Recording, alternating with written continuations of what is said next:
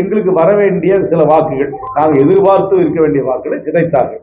அதற்கு எல்லாத்துக்கும் மேலாக இந்த 10,000 ரூபாய் ஒரு அக்கௌண்ட்லயும் 10,000 ரூபாய் கொடுத்ததுனால என்னை பொறுத்த வரைக்கும் மகளிர் ஓட்டு கொஞ்சம் கணிசமாக அந்த பக்கம் போயிருக்கு. இந்த காரணத்துக்காக தான் என்னை பொறுத்த வரைக்கும் தேர்தல் முடிவுகள் இந்த வகையில வந்து ஒரு ஸ்டேட் எலெக்ஷன் இன்னொரு ஸ்டேட்டை பாதிக்கவே. இப்ப நீங்க 3 தடவை சொன்னீங்க சார், 10,000 ரூபாய் போட்டதுனால 10,000 ரூபாய் போட்டது நலத்திட்டங்களை கொடுக்க போறாங்க. அதனால சொல்றேன் நான், வெற்றி வாய்ப்பு 10,000 ரூபாய் சென்ட்ரல் கவர்மெண்ட் டைரக்டா ஒரே ஒரு ஸ்டேட்டுக்கு எல்லாம் கொடுக்க முடியாது.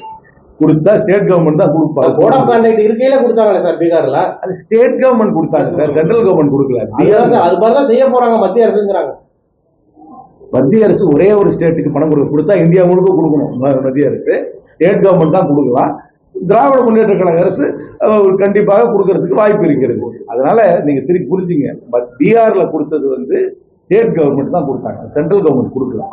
அதனால சென்ட்ரல் கவர்மெண்ட் கொடுக்கும். அதே மாதிரி தான். அதனால இப்ப மத்திய அரசு சொல்றாங்க 26 தேர்தலில் தமிழகத்தில் வந்து விஜய் வந்து மெயின் ஃபேக்டரா இருப்பாரு அப்படின்னு ஒரு சவாலா சொல்றாங்க. அவருக்கு 15-20% வரைக்கும் போகும் அப்படிங்கிற சொல்றாங்க. அது வந்து திமுக கூட்டணிக்கு வந்து பின்னடைவு ஏற்படுத்தும். என்னுடைய அனாலிசிஸ் சொல்றேன். நான் முதல்ல இருந்தே சொல்லிட்டு இருக்கேன், உங்ககிட்டே சொல்லியிருக்கேன். விஜய்க்கு கணிசமான வாக்குகள் வரும் என்பதை முழுமையாக ஏற்றுக்கொள்கிறேன். ஆனா அந்த வாக்குகள் சீட்டுகளாக மாறாது. மும்மனை போட்டி நடக்கும் பொழுது இந்தியா கூட்டணி, திராவிட முன்னேற்ற கழக கூட்டணி வெற்றி பெறும் என்றுதான் என்னுடைய அரசியல் கண்ணோட்டத்தில் நான் சரி சீமானி சார் 3.5 மணி போட்டின்னு வச்சுக்குவோம்.